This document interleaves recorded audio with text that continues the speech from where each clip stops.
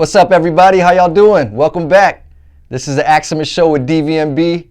I'm DVNB. This is episode 104. And let's do a recap from the last episode, 103.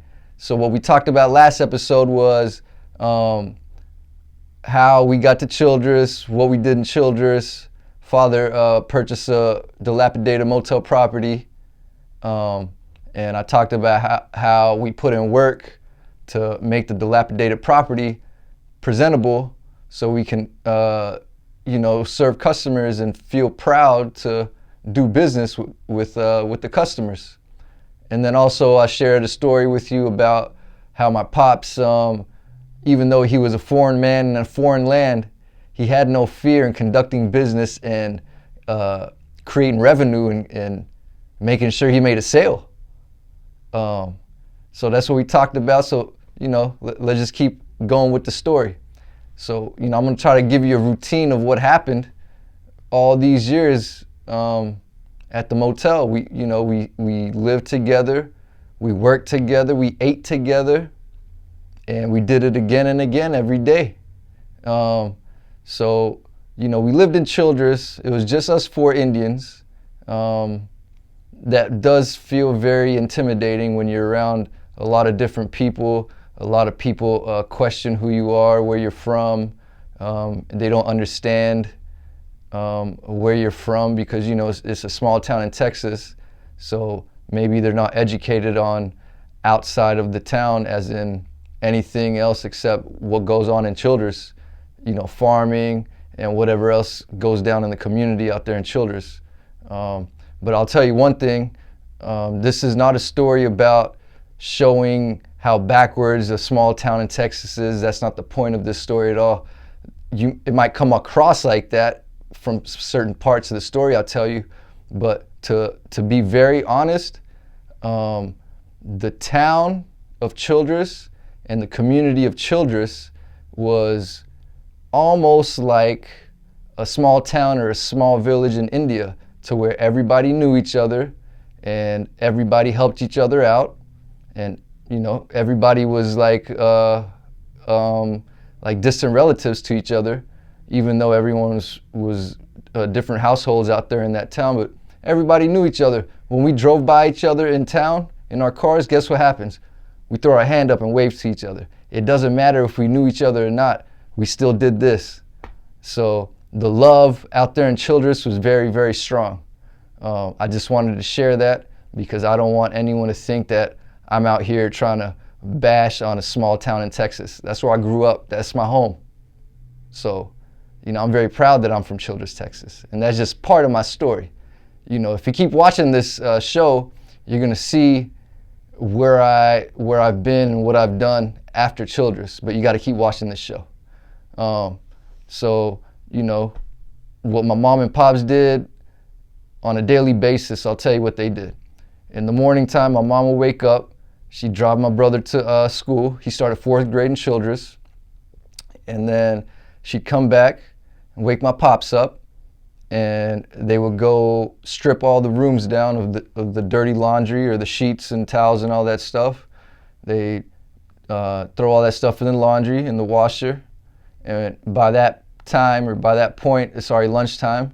So now my mom comes back to the living quarter area and she'll make lunch for me, my dad, and herself. And then we'd eat lunch, and then they go right back to it. They go start making the beds with the new sheets, the clean sheets. My mom would clean all the bathrooms. My dad would vacuum and make the beds with my mom. And I would help what I can, to do little kid stuff like putting the soap in the cups near the sink and all that. And then when my brother wasn't at school, like on the weekends and stuff, he'd be the one that vacuumed all the rooms. And then by that time, it's around 2, 3, 4 o'clock in the afternoon. So now all the rooms are ready, but the work isn't done. Now my mom and dad have to finish folding all the sheets that they threw in the dryer from the morning time. So now they go fold all the sheets and stuff in the laundry. And then when they're done with that, by that point, it's evening time. So now we got to eat again. So now my mom comes back to the house with my dad, and most likely my dad's gonna chill for a second, take a shower, whatever. And then my mom would start cooking. And then we'd eat dinner. And obviously at this point my brother's back, so all four of us together. And also you got to remember this is a motel, so a customer can show up at the front desk at any given moment 24/7. So it's not hectic, but we always have to be available for business. There's no downtime really. My dad could be in the shower and somebody comes to the front desk, and my mom didn't speak too much English at that point, so she would have to almost disturb my pops in the middle of his shower and let him know that, hey, there's a customer at the front desk, and he'd have to jump out the shower and go handle business. So there was never a downtime at the motel, never a downtime. Even at nighttime, since it's an independent motel on a traveling highway, somebody could show up at 2 in the morning, 3 in the morning, 4:45 in the morning, midnight, it doesn't matter. When that bell rings, my dad pops up out of bed. So, I just want to share that with you to let you know that, when you're an independent business person, there's no downtime. You're always on the clock, always on the clock. It's not like going to a 9 to 5 and collecting a paycheck every Friday or every other Friday. You gotta hustle when you're an independent person, when you're an independent business person. So that routine went on for years and years and years. Then I started going to school. So then now I'm starting to get experience in the community, as in making friends at school and all that stuff. And a lot of people were definitely intrigued by who I was, as in he looks Mexican, as in I got tan skin, but his name doesn't sound Mexican, so it confused a lot of people. But I guess the energy I had really attracted people to want to be my friend. So I had friends from every single subculture within Childress, as in hung out with all the white kids or Caucasians, hung out with all the Mexicans, hung out with all the black people, which I call brothers and sisters. So I had friends from all the cultures within Childress, and that really, I really felt like I was a catalyst to where all three of those cultures within Childress would be congregating together, because I was like the diplomat between all of them. And this started at an early age, like pre-kindergarten, kindergarten. Like if I'm hanging out with the white girl, then my other Mexican homie or brother friend would hang out with us.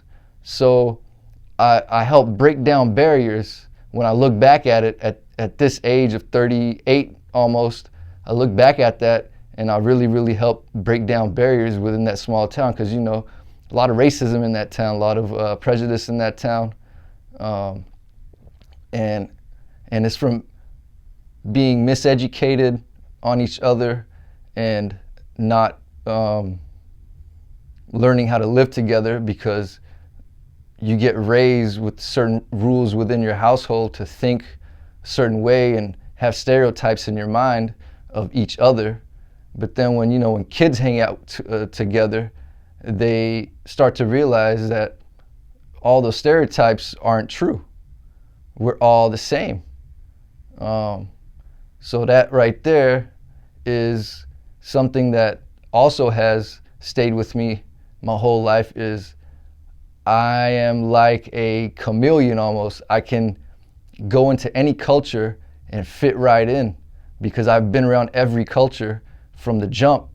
And as you keep hearing my story, you're gonna see that I've been around all cultures, not just black, white, and Mexican.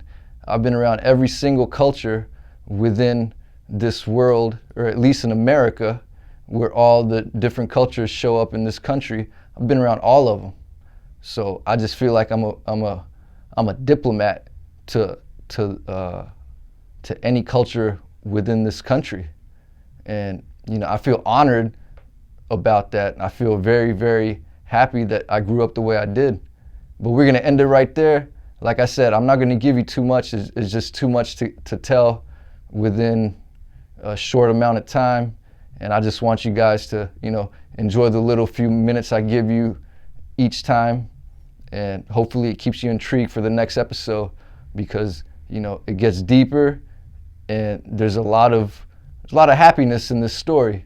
I want to tell you some, painful parts, but they're not really painful parts. It's really all life lessons and learning experiences, to where I'm trying to show everybody that, nothing's really, really bad. Everything's just an experience, and you got to find the good in every situation that you go through.